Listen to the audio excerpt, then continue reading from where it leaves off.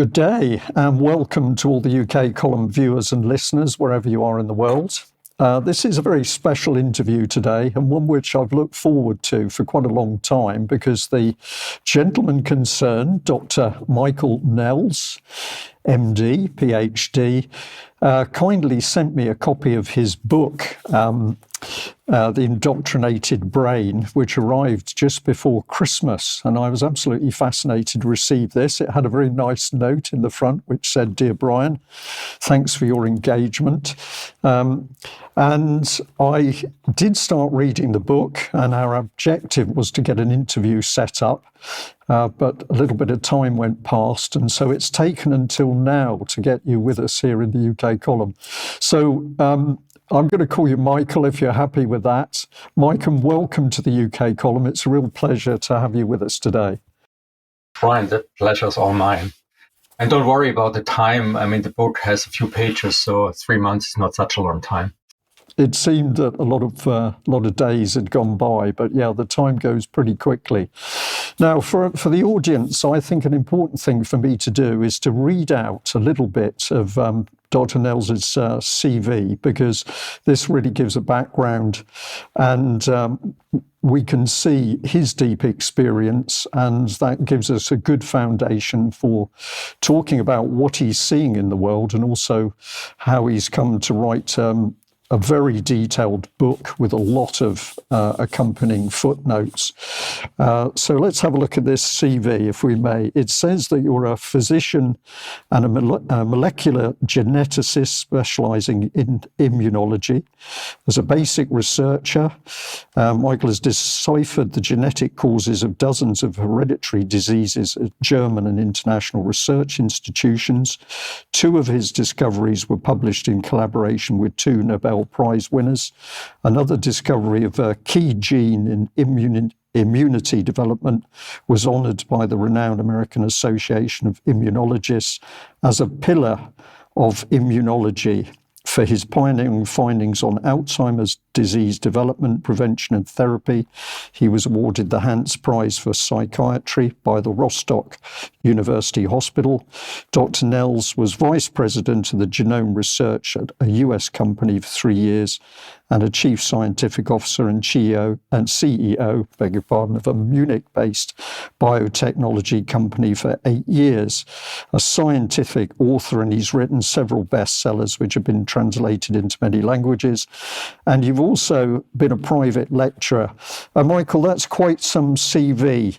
And you've been through all of that, and then at this particular time, you're prompted to write a very detailed book about what, in my mind, what you're describing is an attack on our minds. What got you thinking about the need for a book after all that professional experience? Well, I actually wrote a couple of books about the deterioration of our mind. I'm talking about Alzheimer's disease. So Alzheimer's was a disease I selected about 15 years ago as a disease that by dogma is regarded as caused by aging, and I was able to show that this dogma is wrong and that actually our lifestyle causes Alzheimer's, and the aging is just a prerequisite because it takes time to develop the disease. So just because it takes some decades to develop the disease doesn't mean that the age by itself is the cause. And that's very important, because once you understand that your lifestyle is important, that your health, your mental health stays intact, then that changes everything. And so when I started to write books about this, and 3 or 4 of them became actually bestsellers, still, I only reached about 1 per mil of all the people I wanted to reach, meaning 50% of all Germans at the time said that their primary fear is to develop Alzheimer's.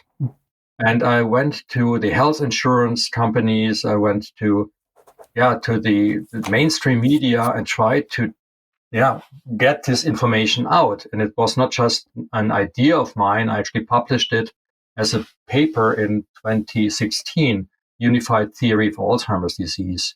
And what I realized is that I got a lot of headwind, a lot of pressure against me from scientists which worked very closely with the pharmaceutical industry. And even the Alzheimer's societies didn't support my case. In quite contrary, they said lifestyle has nothing to do with Alzheimer's, and only a drug can help us. So I experienced already that there was no interest in keeping the mental health of people intact. But in particular, you have to understand that Alzheimer's is just the tip of an iceberg of a development over decades where the mind is deteriorating. So it means people, even if they develop Alzheimer's with 60, 65, are not mentally healthy when they are 30 or 35. Actually, Alzheimer's process probably starts already in childhood. So the whole society is not mentally as fit, as capable as it could be. And that made me fear of what's about democracy. I mean, how do people vote? How can they be influenced if their mental capabilities, and particularly the area where Alzheimer's starts, or autobiographical memory center, is also the seat of our mental immune system, as I was able to show. So if the mental immune system is down, that means people are easy to be manipulated, particularly by fear mongering. And when I realized what was going on in 2020 and 2021, at the time I was writing a book. It's not yet translated into English, but we're just contracting it out.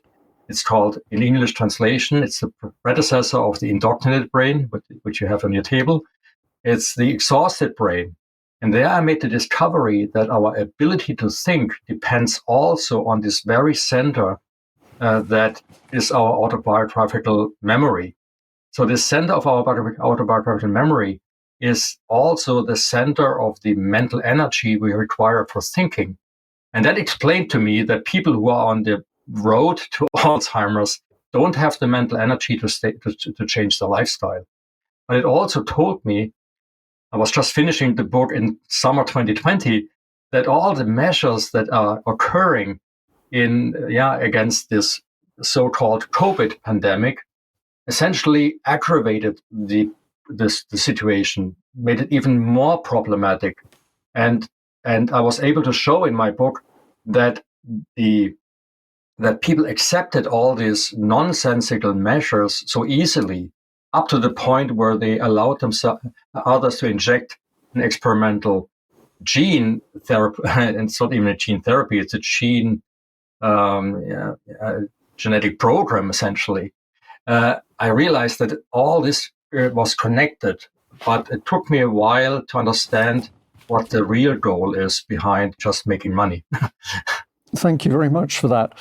There's already so much there, because the Alzheimer story is fascinating. It's one that's interested me. And of course, yes, there is a fear amongst people about Alzheimer's, particularly as you get older, because we're seeing so many people who are succumbing to it. And the idea that you might then suffer from it yourself is something that plays on your mind. I think I've been lucky in my family. My father got to 94 and my mother was 85 when they passed, but both of them were completely fine in their mental capacity. And I found myself thinking sometimes, what is it that makes such a huge difference between people, who develop Alzheimer's at a very early age or relatively early age, and other people that seem to be able to live to great years and not have any problems at all. So I was thinking about that. And something else which caught my attention was David Cameron, who mentioned on one occasion that, I think the figure he said, I may have the number wrong and I may have the date wrong, but he definitely was talking about 2 million, I think it was, people having Alzheimer's by a particular date, 2034 or something like this. And I was fascinated, one, as to why he would be talking about this, and two, how he could predict apparently so accurately into the future that was so many people would suffer from Alzheimer's. So I'd throw that in there. We're going to talk about other matters, but this was a fascinating subject for me at that time. It's a good introduction into the topic we are going to talk about. But as I was telling you, in the unified theory of Alzheimer's disease, I was able to show that lifestyle is the cause. And lifestyle meaning, as the further you are away from what I would call a natural lifestyle, in accordance to our natural needs, our genetics, our natural history. If the further we go away, the faster we develop Alzheimer's. And the proof of the pudding essentially was the COVID pandemic and the measures, particularly the measures. Because just to give you some numbers, in 2018, the German Alzheimer's Society made a poll, an analysis, a study, and they found out that about 300,000 new cases of Alzheimer's were developed in 2018 in Germany. 300,000 new cases. We already have about 1.5 million cases, but it takes a few years before you die. So you have a constant, essentially, addition of new cases every year, and a certain number of people who essentially drop off the statistics. But the number is increasing, of course, because also people, have a lifestyle that is more and more different from what should be natural. But then the measures came in 2020, and I already wrote in my book, The Exhausted Brain, we have to expect an increase in the cases of Alzheimer's, because these measures made people live a lifestyle that is so far away from natural, further than it was even before. And so when I looked at the numbers, there was another study from the German Alzheimer's Association in 2021. So they looked at the year 2021, and the increase we had from 2018 in numbers were 31%. 31% new cases, and you can believe me, German society didn't age by 31%. It was just the lifestyle that changed so dramatically from the measures in 2020, which were completely unnatural to humans, but also, as I was able to show, the spike protein that has been delivered in 2021 is an accelerator of Alzheimer's. The acceleration you can see also not only by the numbers, you can see it also by another statistical fact. So when I studied medicine, the age of onset for Alzheimer's was like 65 years. And everything below 65 was regarded as most likely caused by a mutation in your genome. There are certain genes like presenilins. If they are mutated, they accelerate essentially the development of Alzheimer's. But they only accelerate it. They're not the cause. They accelerate it. If you live a normal, natural lifestyle, these genes wouldn't make any difference, most likely, as was shown in animal models. So if you put these mutated genes in a mouse, the mouse will develop Alzheimer's. But if you give the mouse the chance to live in an enriched environment, give it a little bicycle, and we call it a hamster circle or whatever. I don't know what the hamster word wheel. is for. A wheel. Hamster wheel. They actually return to normal. Their brain starts to be normal again. They're actually more, even if they have these genes, these human genes transplanted into their genome, hamster wheel or an enriched environment is sufficient that these mice are more intelligent than other mice living under lab conditions having not this gene implanted. So we know that lifestyle beats genetics. So what happens now is these genetic causes are very rare. They are less than 1%, and they lead to an acceleration. So we have about 1% of all cases are below 65, and most of them have a mutation. But in 2021, we had 20% below 65. We had over 100,000 new cases of Alzheimer's below the age of 65, meaning we have a dramatic acceleration which cannot be explained by mutations because we don't have a 20-fold increase in mutations suddenly. That doesn't make any sense. It's again lifestyle leading to this accelerated deterioration of the mental abilities, and particularly the area, the hippocampus, which is by its anatomical shape declared as the hippocampus, or named hippocampus, and it means it's the autobiographical memory center. And as I was able to show, this is the center of our brain that encompasses the mental immune system, which is not only our memory, but all several other features which are required that we actually can navigate through life without being harmed. There are a number of key points that you've mentioned there, because you start doing research on Alzheimer and you come out with findings which seem to challenge what the established norm is that charities are using. And I think you said to us that when you pointed this out, you didn't get the reaction you expected from those other research organizations and the charities. So we take that one key point. This is very important. You as a very experienced professional in this field, come out with scientific findings which challenge the message which is being put out about Alzheimer's, and you're not welcomed in. You are held off. Did people talk to you at all about what you discovered? It's not about the content. When they started to attack me, it's more. I don't know. It's more against my person. It's not. They never challenged anything on the science. Never. So, for example, the first book I wrote in German, the German book is called in English would be called The Alzheimer's Lie. The lie is that people are lied about the real cause of Alzheimer's, and they are told it's aging. And if aging is the real cause, of course, then you don't have to change your lifestyle. So why would you change your lifestyle if it's just pure luck that your genetics work? For example, the Süddeutsche Zeitung, it's a very important Zeitung in Germany, a newspaper in Germany, Süddeutsche Zeitung. It's like the New York Times or so, very important in Germany.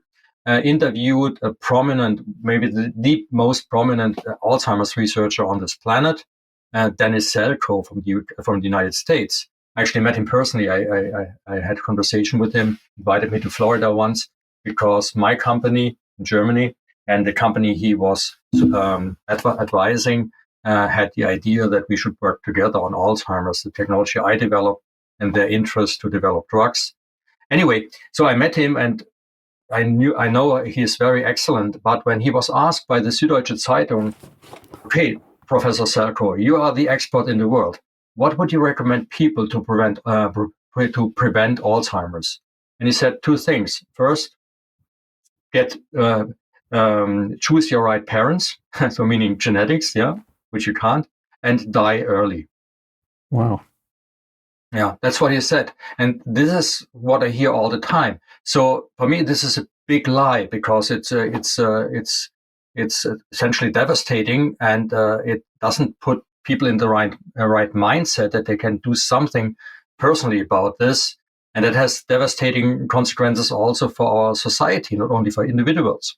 But when my paper came out, and particularly the book came out, for example, one prominent researcher, the most prominent researcher we have in Germany, Christian Haas, he was honored very strongly by all societies, but of course they are all supported by pharmaceutical industry. Anyway, he, for example, wrote a review about my book, and in the review he writes, Dr. Nehls is accusing all 1.4 million Alzheimer patients in Germany of lying. Right. Yeah.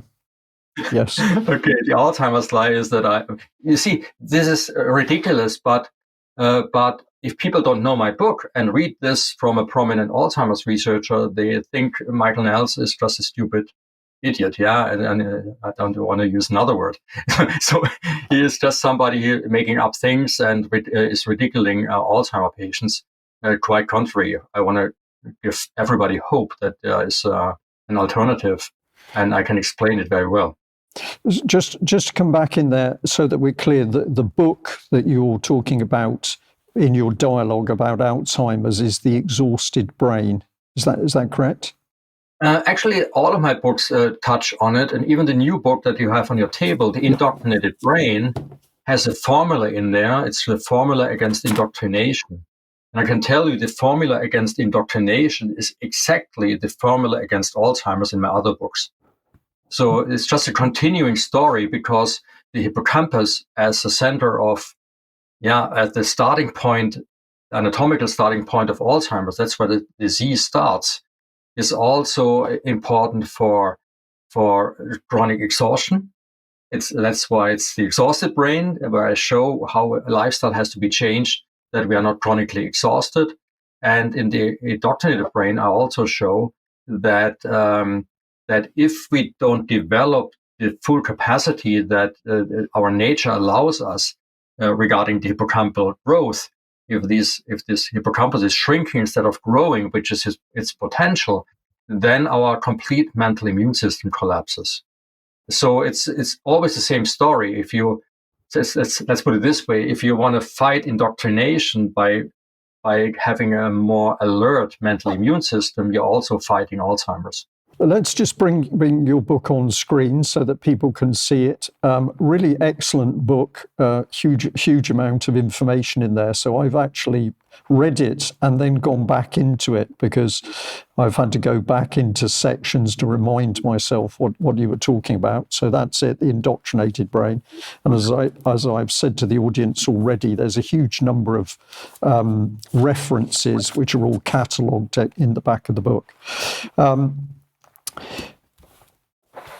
We're going to talk about your book, The Indoctrinated Brain, but you were prompted to write that book as a result of experiences with Alzheimer, but also you're particularly coming back to essentially COVID-19 and the lockdown period. That clearly had a huge impact on you and I think stimulated you to get on with this latest book.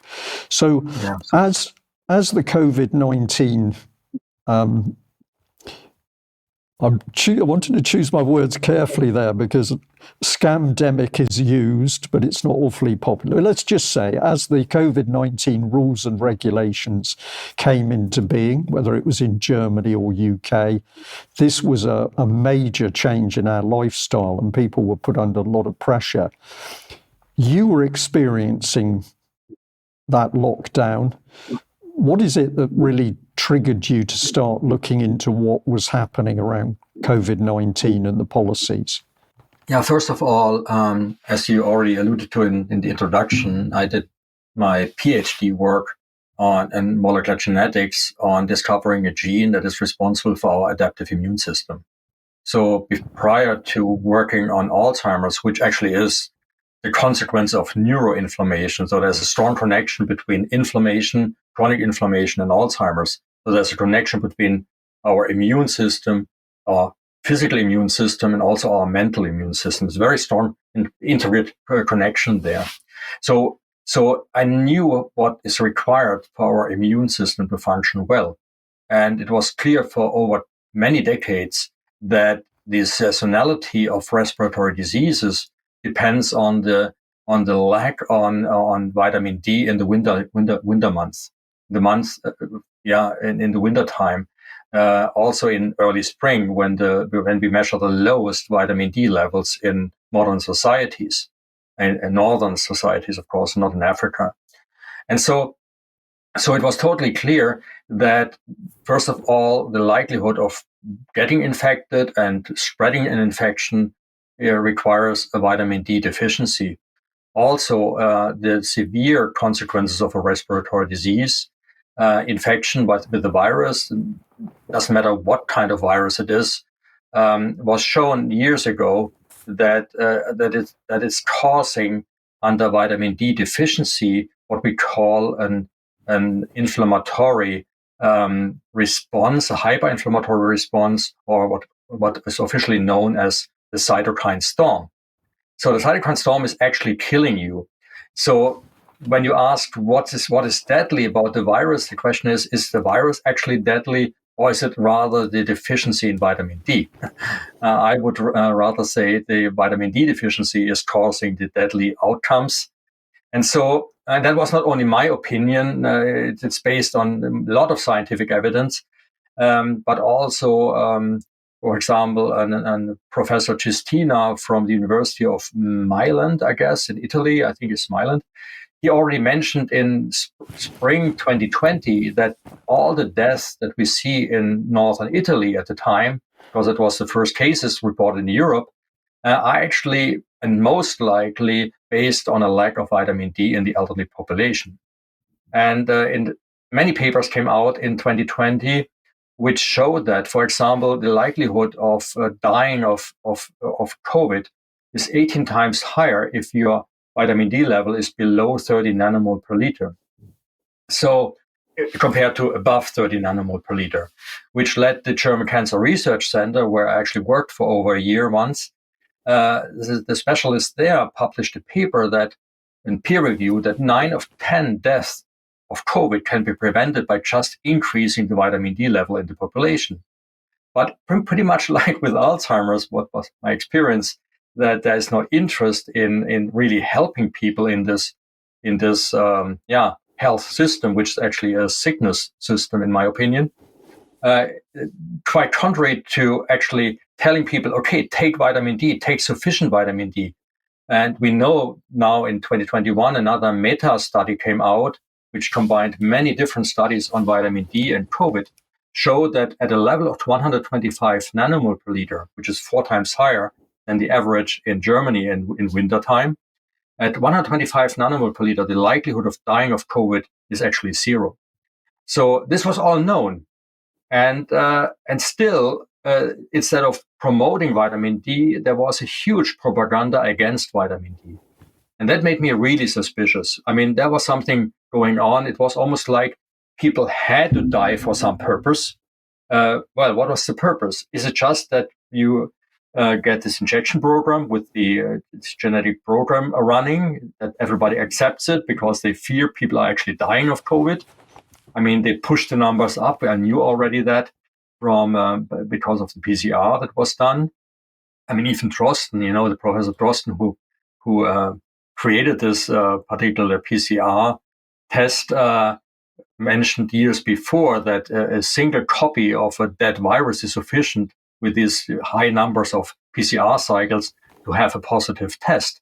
And that's not even regarding the false tests based on cross-reactivity of the primers in this test. Just to give you a background, I developed at least 10,000 tests in my life, for genetic studies. So it's not nothing special. It's very easy. But I know you have to be very careful that you don't have cross-reactivity if you want to really measure something. Anyway, so the numbers were pushed high. People still had to die from respiratory disease. Of course, we don't know if somebody has a positive PCR and is really dying from an infection of the lungs. If it was really, COVID at the end, because of the cross-reactivity of the PCR test, it could be any virus causing a respiratory disease doing that. But nevertheless, they were able to show, okay, the governments essentially didn't efficiently help to save people's life. And this is now the agenda of the WHO, that this disaster, this inability of the local government, of the national governments to save people, is now the major reason why the WHO is now being put into a position where they become a world controller with no checks and balances. So if I look at kind of a cascade of events, or then there is the lack of vitamin D, then there are a few real COVID deaths, then there is the mRNA program, which didn't prevent the likelihood of dying, but caused other harm. And now actually the same argument is used to that people were dying of COVID, which they shouldn't have, based on the understanding how vitamin D would have prevented it. And then now the same argument is used to put the WHO into world leadership. And this is ingenious, but it also needs the acceptance of people. And here comes the mental immune system in play. So it's not only about the respiratory disease and the physical immune system. What I was able to show, that people accept this dramatic change in how we are governed, that we essentially abandon democracy.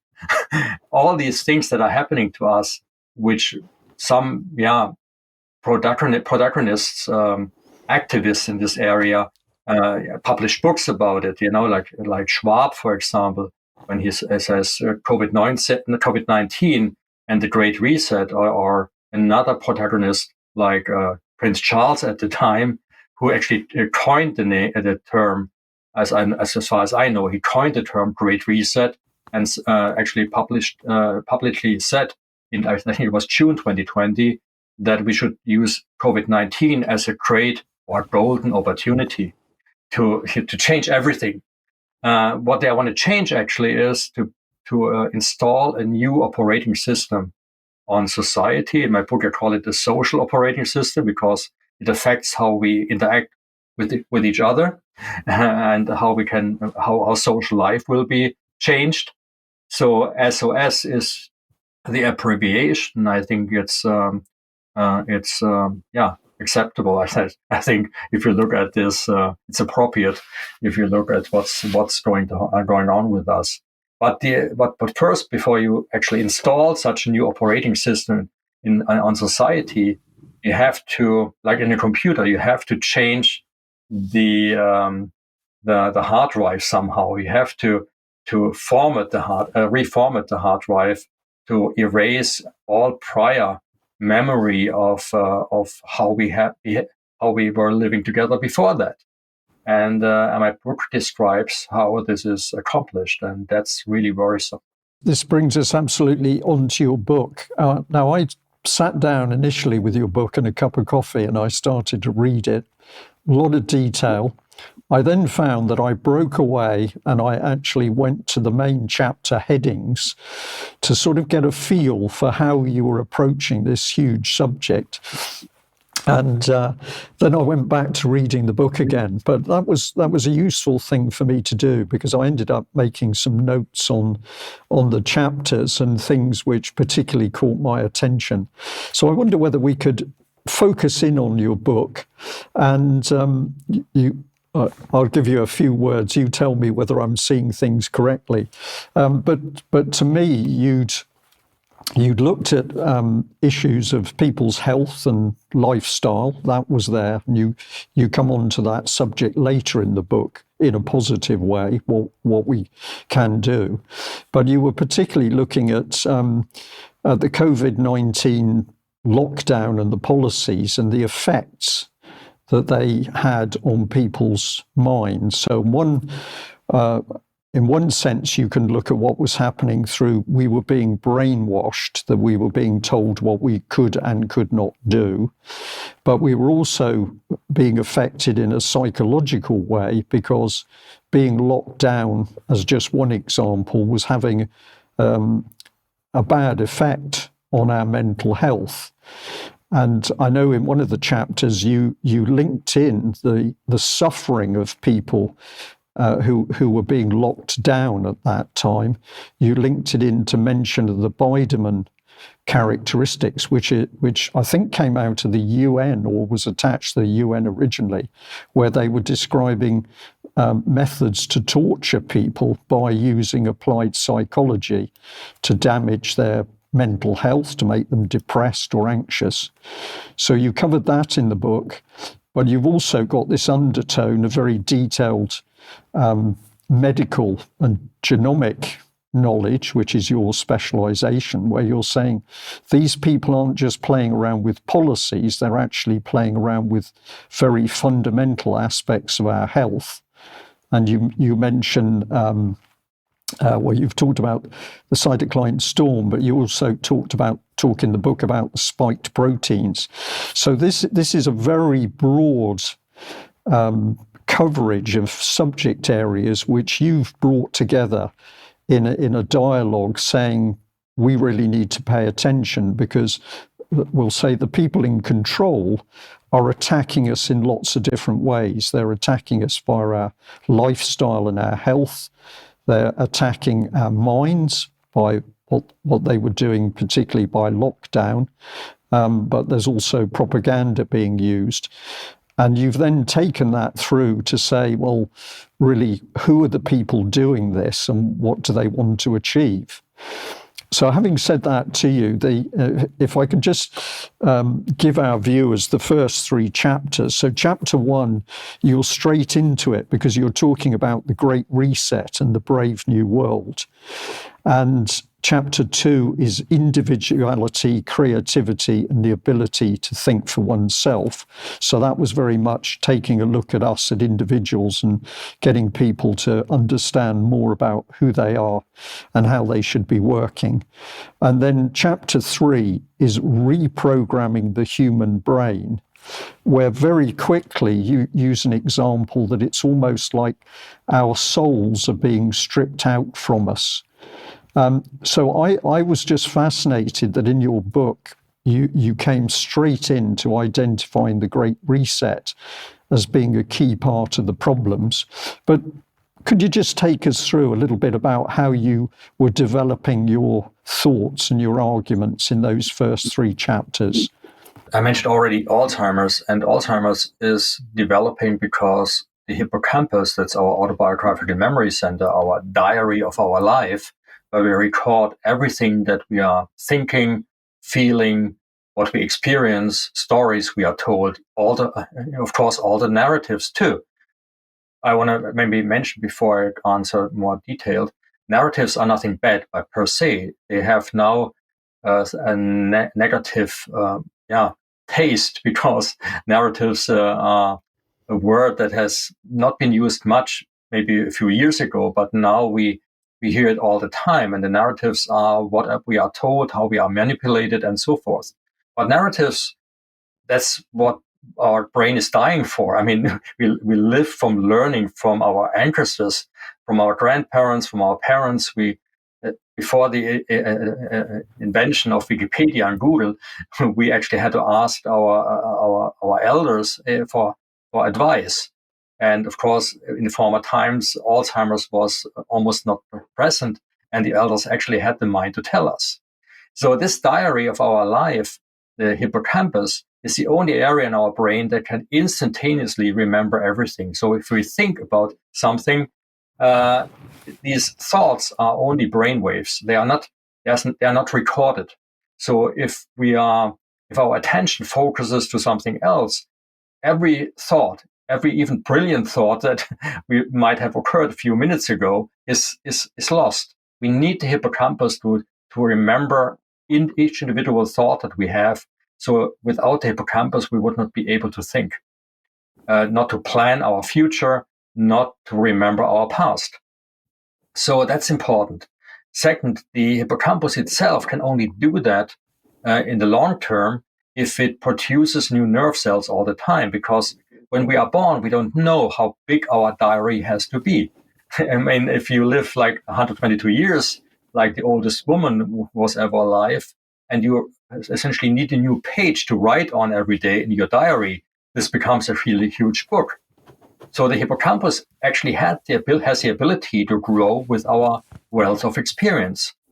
And the neurons that are produced every day, up to the highest age, that's the only area of the brain that can produce new nerve cells every day. This area of the hippocampus is in the entry part, produces these nerve cells, and these nerve cells give us a sense of space and time. They're actually called space and time neurons. But they're also required to retrieve previous memories. And that's why I call them in the book index neurons. So these index neurons are the key to understand everything that I'm writing about. Index neurons need to be produced, otherwise we don't have new pages to write something on.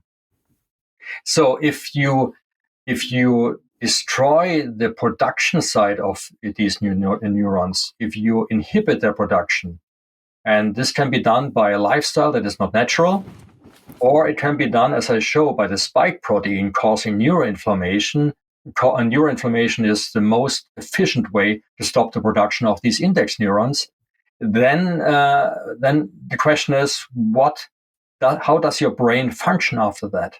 How does it work if you don't have new index neurons for new memories? That means you have to override the previous ones. If you look at the metaphor of the diary, that means you have to write on the same page again that you have written something before. So the new narratives override previous narratives. And that's what I'm talking about when I talk about you essentially remove your personal history and replace it by stories that are prominent to you at the time. And the most prominent stories that we're hearing at the time is that the world is in jeopardy. Yeah, the climate change will kill us all. Perma pandemics will kill us all. Wars, national wars, international wars might start a third world war, which would kill us all. And the only help that we can have, the only way out of all these global attacks on us and dangers is a global government. So, and this global government can only rule us and make sure that everything is safe and happy by most likely injecting us chips, supervising us, telling us how we have to live.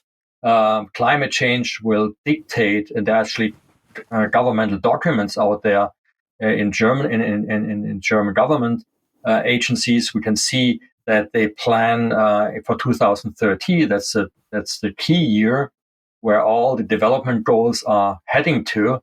In 2030, we are in a post-democratic society. We don't need democracy anymore. Artificial intelligence will know what is good for us. Of course, the artificial intelligence will follow the guidelines of the technocrats that install these systems and so forth. And this is all happening. So what we have to understand is, if we stop the production of these index neurons by all these measures that we have experienced, and this was already happening decades before, we already are kind of educated to live an unhealthy lifestyle, and we are educated. Doesn't matter how you live, because you can't change anything in your brain. It has no effect on your brain. It's only age. It's the same story again. But at the end of the day, we can ignore, as I always say, we can ignore the natural necessities of our brain, but we cannot ignore the consequences that this ignorance will have on us. I've just come back on chapter 3, which was the one reprogramming the human brain. Very quickly, you're talking about fear. So you've taken us through essential things to do with health and the state of our minds as a result of our health.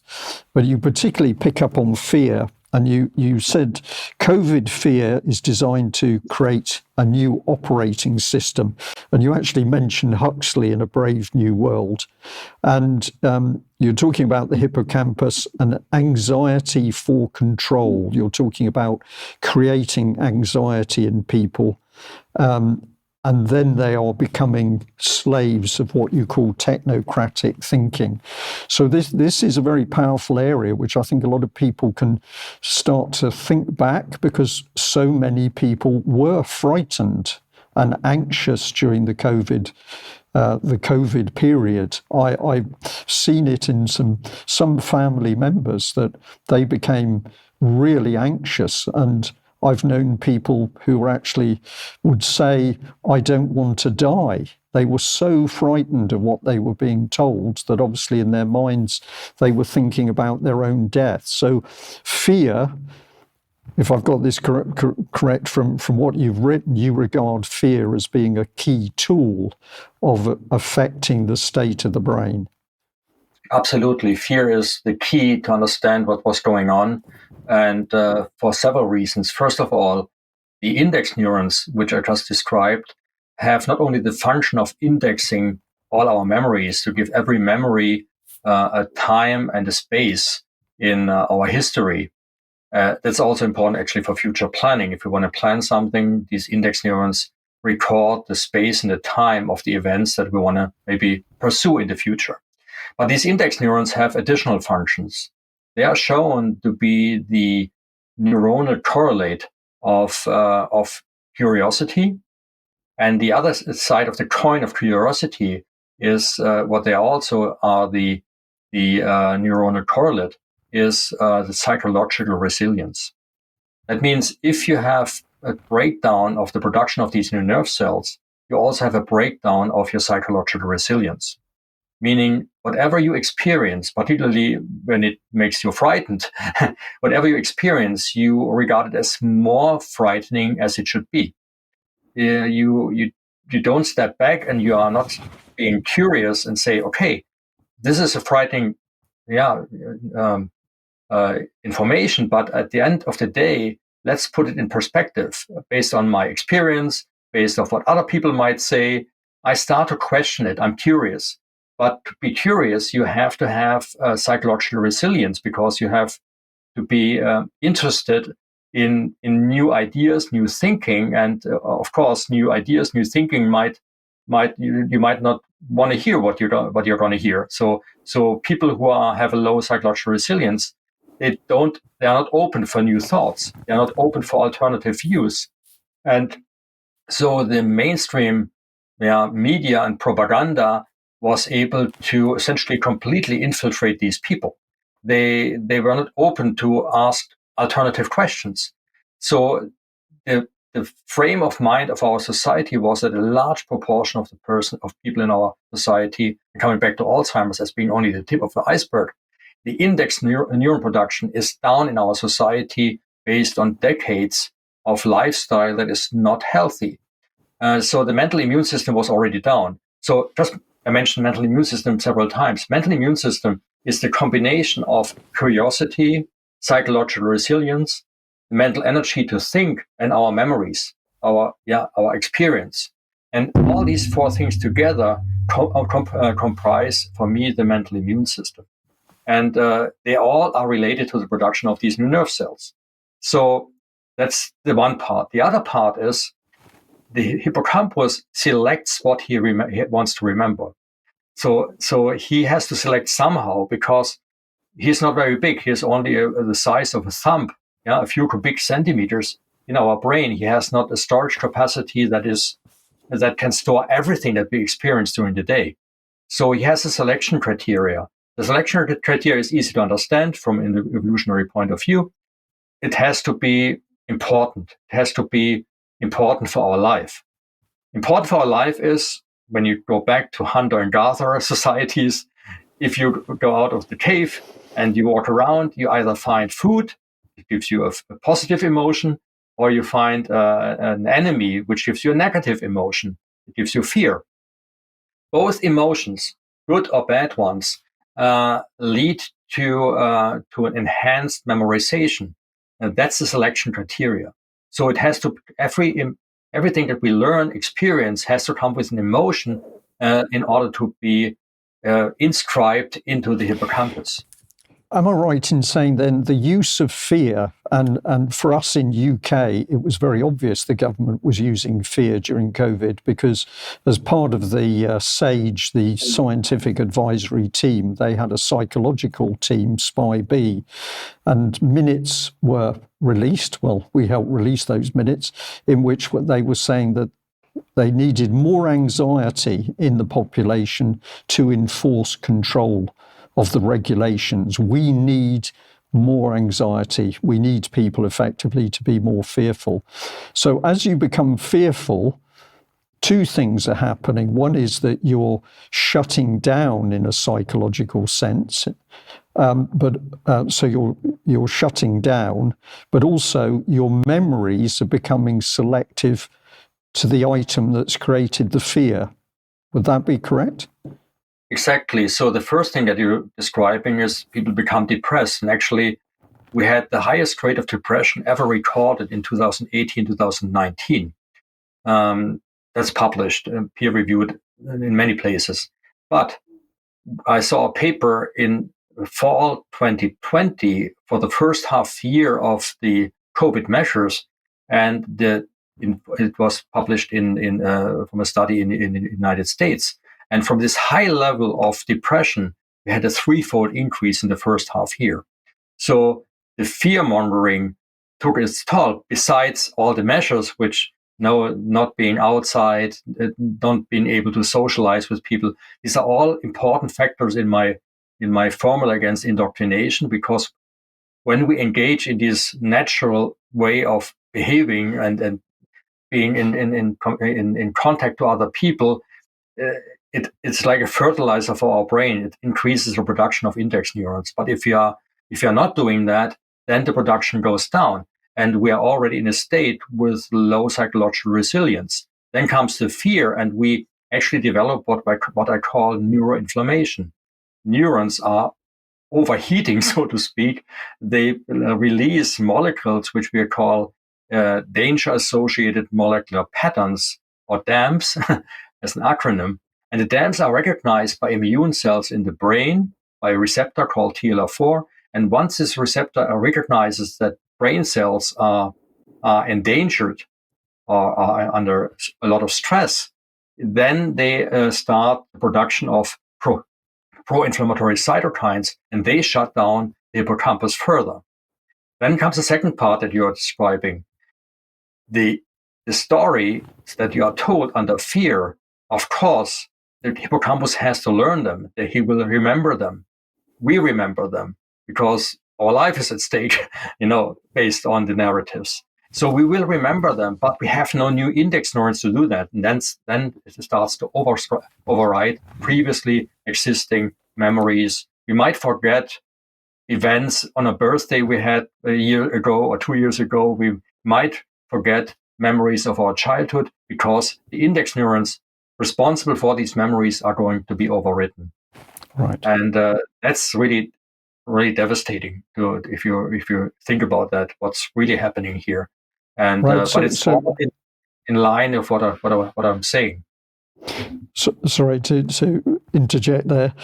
Yeah, so we had the situation during COVID that governments, because this was happening in UK, Germany, Europe, it was happening worldwide, governments were imposing these very draconian lockdown policies on people, which was raising anxiety. They were also changing the rules and regulations, so there was uncertainty coming in as well, anxiety and uncertainty, which I believe are a powerful combination. Brian, just what you mentioned here, that was the most mind-boggling thing actually you just mentioned. I would maybe just comment for a minute on this point you made, the changing regulations. You see, at one point you say it happened everywhere in the world, so it was well orchestrated. And we know that it was all well planned. The plans were published years before. Event 209 and 201 and others showed us what needs to happen in case of. But then there was this change in regulations, like they were not knowing what they were doing. So at the one time you had this major plan acting worldwide, but locally, every nation experienced this situation where you felt they don't know what they are doing. And you had this change in regulations almost on a daily basis. But if you go back on my thesis that the index neurons need to be overwritten, then it suddenly makes sense. It's the only explanation that I have that makes sense, because you need to change the stories. The hippocampus only learns things when they are new, repetitive information, even if they cause anxiety, if they are repetitively delivered, the hippocampus doesn't use new index neurons. He says, okay, it's 2 times, 3 times, 5 times, 10 times, always the same story. These stories become routine, and the hippocampus is not counting them every time. So only if you change the story, new index neurons will be overwritten. So you have a more dramatic effect on overriding pre-existing memories if you change the story. Right. So this changing of the story might be part of the master plan. That's what I'm suggesting. Okay, thank you for that. So chapter 4 which you call master plan. Chapter 4 and chapter 5 you call master plan, and then chapter 4 is part 1, which you entitled Destruction of the Autobiographical Memory. And again, fear, you're talking fear eating the soul. But you start talking about post-traumatic stress disorder. And this little sentence really caught my eye, because you say, and you were very surprised to find that Bill and Melinda Gates were actually researching PTSD. And why would they want to do that? And you also bring in children at this point, that children's minds are also being attacked by fear.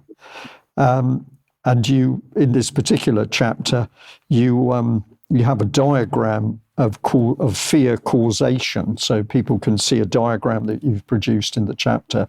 So the master plan being unleashed against us, by chapter 4 of the book, you are very clear that this is orchestrated and our memories are being attacked by a number of techniques.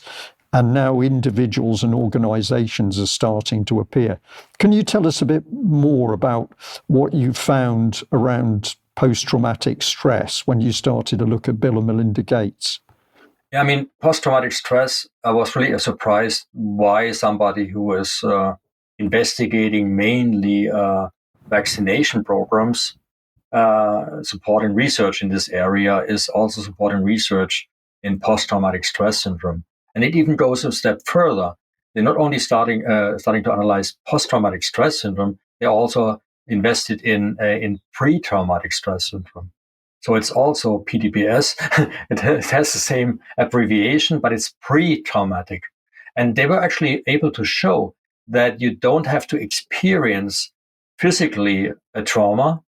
You don't have to witness a trauma that causes post-traumatic stress syndrome. It's simply enough to narrate the fear on such a potential traumatic event to cause the same effect. And the same effect is a shrinkage of the hippocampus.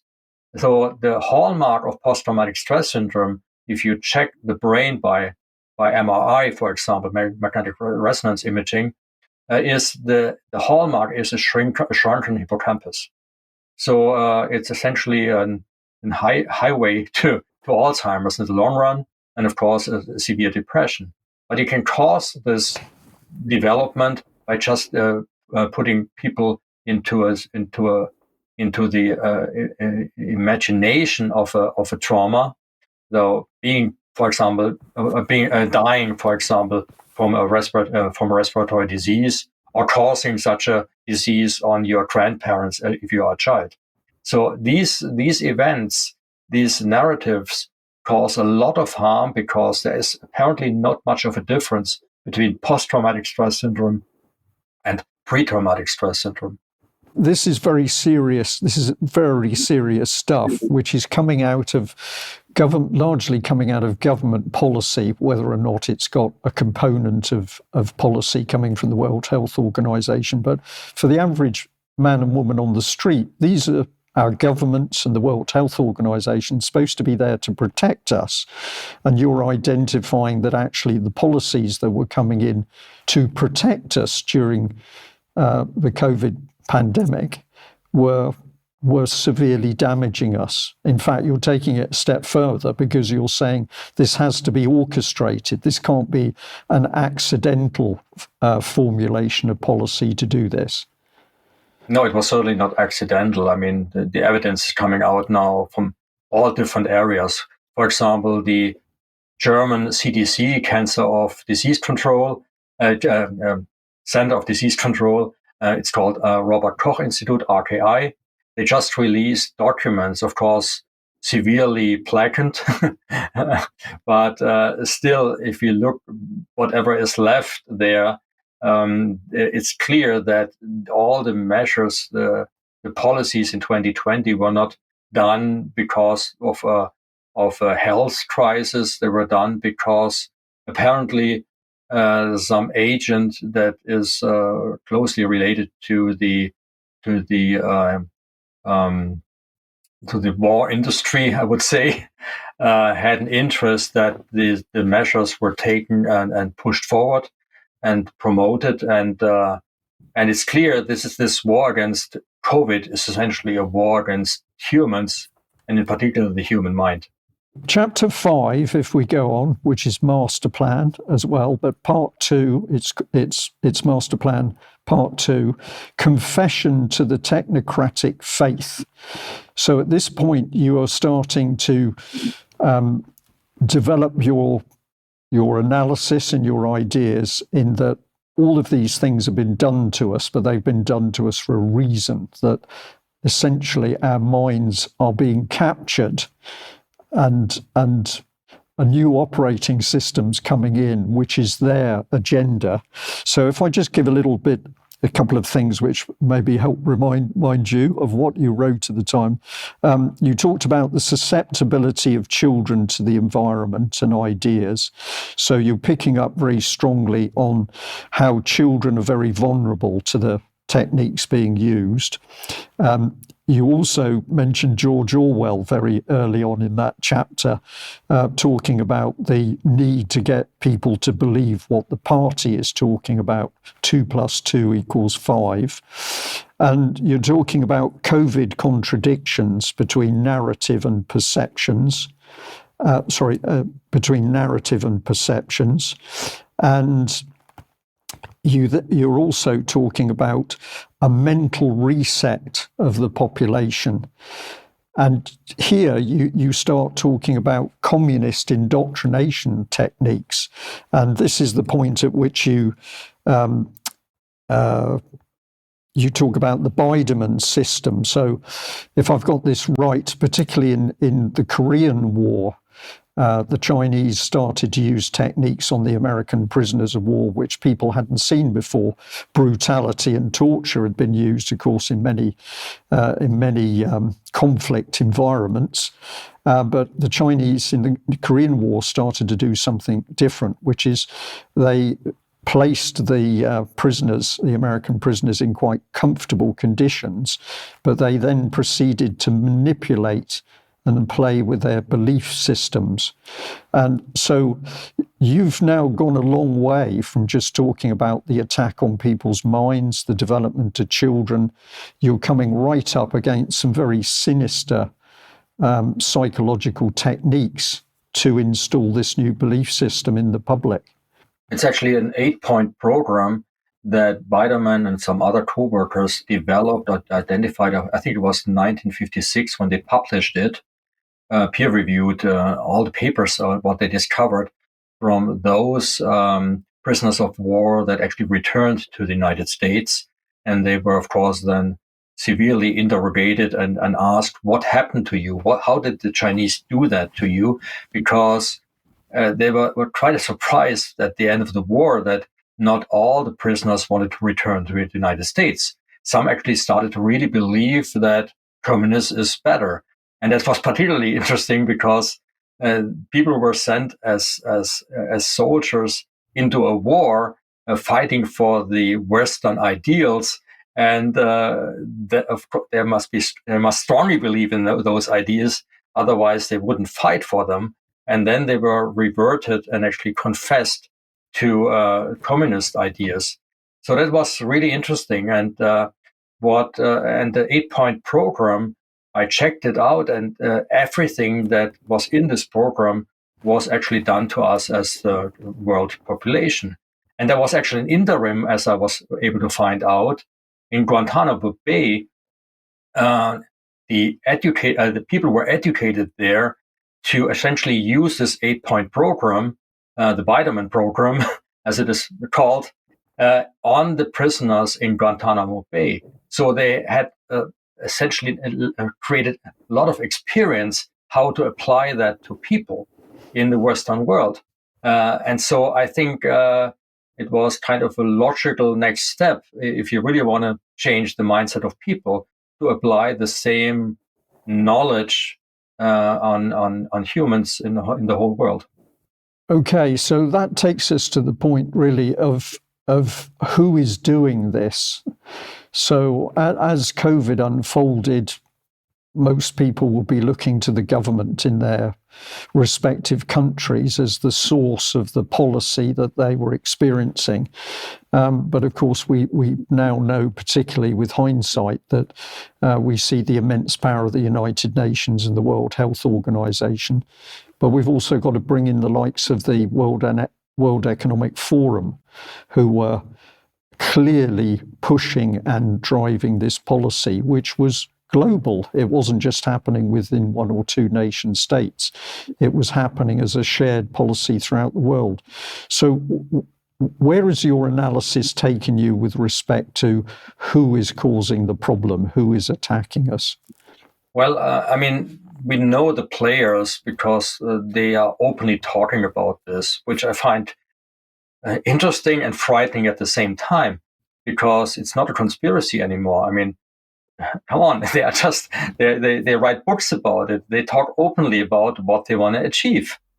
So we cannot say, hey, we didn't know. They exactly tell us what they want to achieve and how they want to achieve it. They clearly show what the path is. And they know that the COVID measures are helping in their idea of creating a new world order in a way. Yeah, it's not a great reset like a reset button on your computer where you go back maybe a few decades and start all over again. It's a new operating system on society. And they also clearly show what they expect from, for example, that 90% of the society is a useless class, as they tell us. So that's one point. But we don't know who's really behind it. I mean, these are the players that we see. There might be others behind it, but then it becomes conspiracy. I don't know. I can't tell. There might be even stronger people behind that. On the other side, the people we are talking about belong to the most influential, the richest people on our earth. And so I don't have to go beyond that maybe, and I see them. But who knows? I can't tell. But I also want to make clear at that point, this is about I'm a scientist, so I bring together only the evidence that I can pull from all different sources, from published papers to published papers, scientific papers, I mean, but also published documents from our governments and other governments worldwide. And if you put all this together, you create a case like a prosecutor. Of course, the prosecutor, that's me in that case, a scientific prosecutor, has to believe in its case. But it doesn't mean that I'm right, though we need a jury. And the jury will be my reader, so everybody can decide for her or himself if I might be correct or might be not correct. But to be perfectly honest, at the end of the day, it doesn't make a difference. Even if I'm wrong, what's happening is happening. So even if there's nobody behind it, it's all a great conspiracy is only a great coincidence. It doesn't make a difference because the mental immune system of humans is declining, and we are forced to live in a life in the future that we all don't want. You just have to look at the contract that is now going to be put in place with the World Health Organization, which gives complete control of our health system. It's clear where we are heading, and we have to fight against that as efficiently as we can. That makes complete sense. And as you were talking through that, my mind went back to chapter 5, where one of the things that I picked out is this is, I think, against the backdrop of the prisoners in Korea that you've just talked about. But you were talking about isolation, monotony and fear creating a thought loop where people's thoughts are just going around in this small little bubble and they're not really able to think outside that. Now that to me is a very dangerous state, because if you're in a loop of thoughts, you're not processing the wider world around you. So that's a big problem. And if you're not processing the wider world around you, you're not being curious, which is doing damage to the neuron level in your brain, which you've taken us through. But this is where people are at the moment. So even if it's a coincidence, what is happening to us, somehow we've got to be working with people to break them out of this bubble or thought loop. Absolutely. We have to get out of this devil's cycle, so to speak, which is also a devil's cycle of neuroinflammation, which is kind of the neuronal correlate of what you're describing, that we are in this constant fear and brain fog and all these inabilities that don't allow us to see the picture clearly that's unfolding in front of us. And so we need to find a way out. And this is where the last chapter is focusing about in my book, how to save ourselves from the SOS, save our souls from this operating system that's going to be installed on us.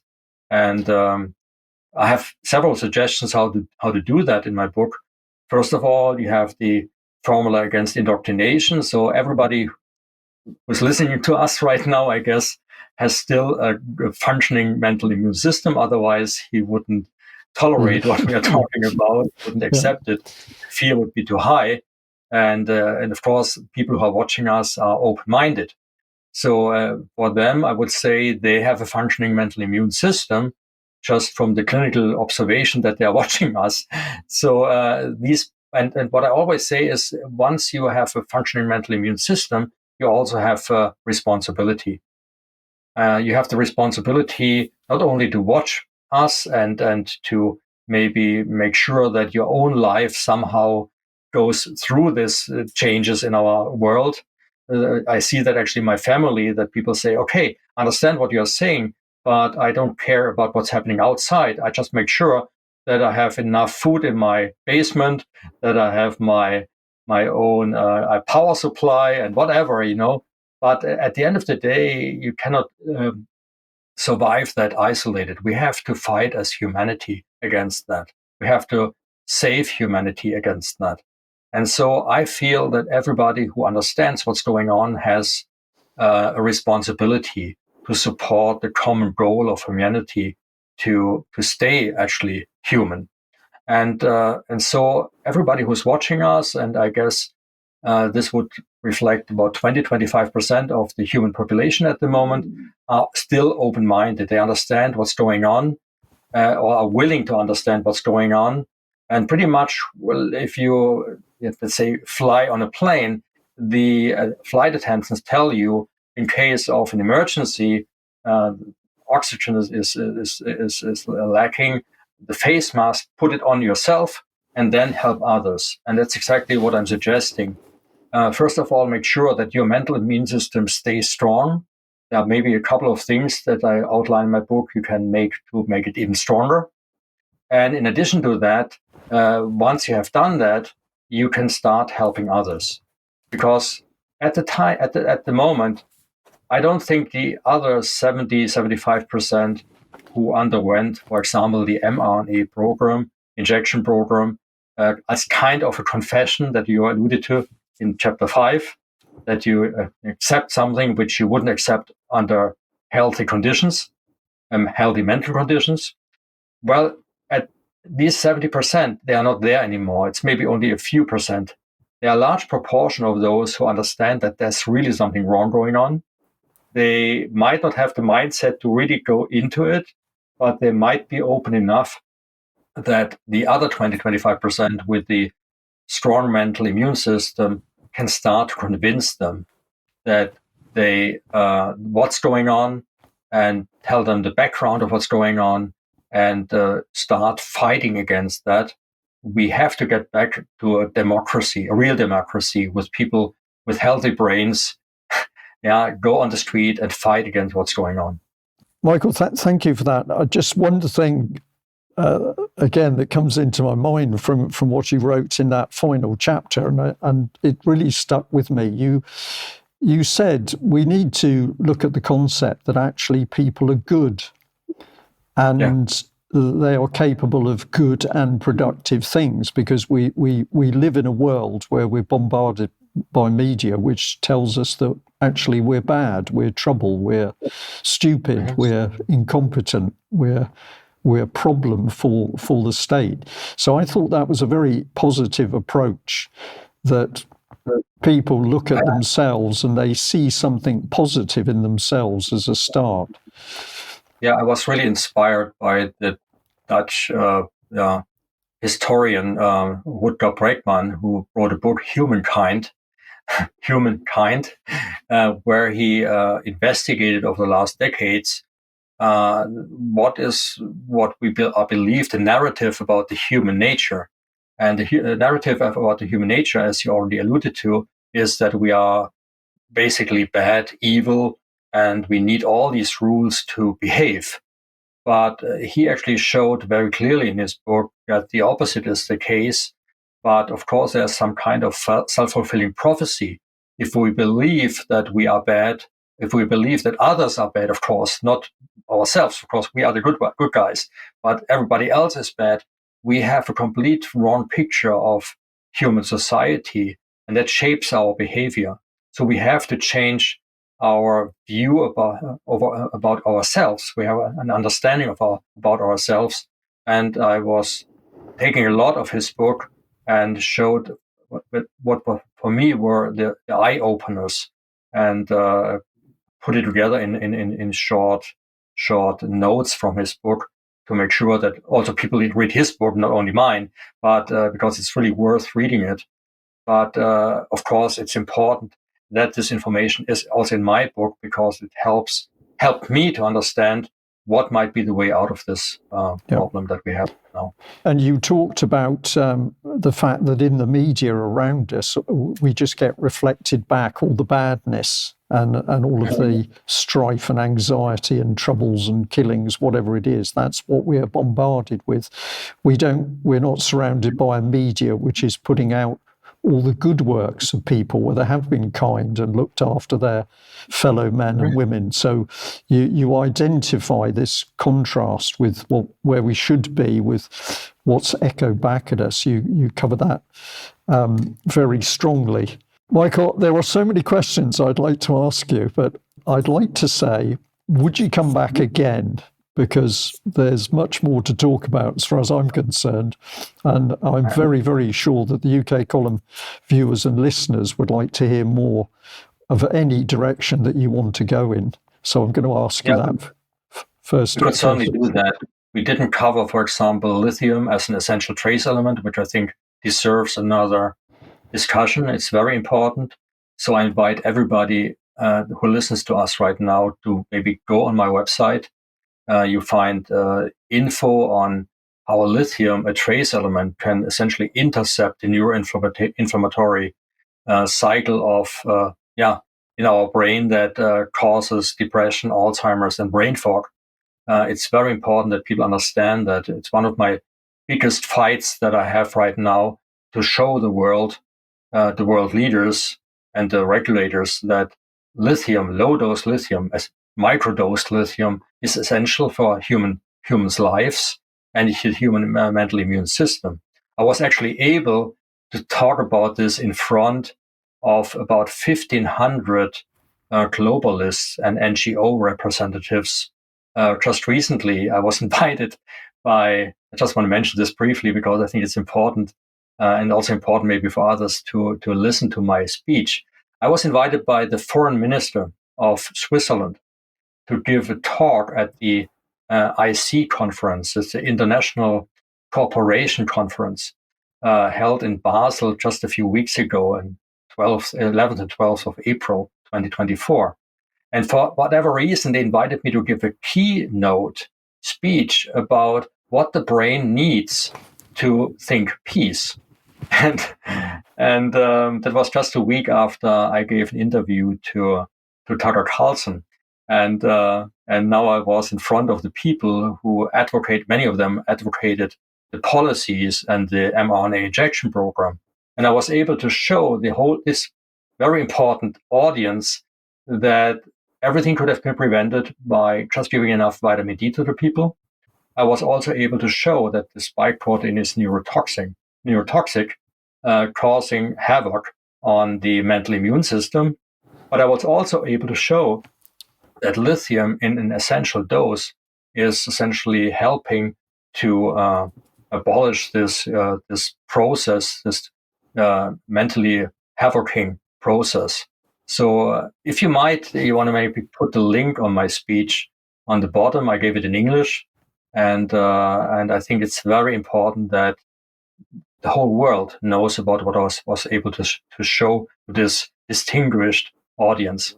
That's exceptionally positive, and that's a great segue into a part two, because I was going to end this interview by saying to you, what can people do in order to look after their mental health and their physical health?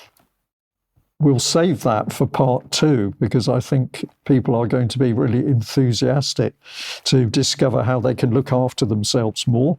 And I'm sitting here thinking, yes, I should be happy to learn anything about staving off Alzheimer's. So that will be a very good thing. And of course, we'll put up details of your website. I'll hold your book up once again, because I think this is really key. People should be purchasing this. And it's a book which is going to take some brain power to read, because I found I had to work through it very carefully, because there's so much detail. So presumably your own book is a good stimulus for our minds. Absolutely. Okay. So, Michael, thank you very much for joining us. It's been absolutely fascinating. As I said, I've got many more questions. We'll save those for part two, but thank you so much for joining us today. Brian, thank you very much for inviting me. It was a pleasure talking to you. Okay, thank you.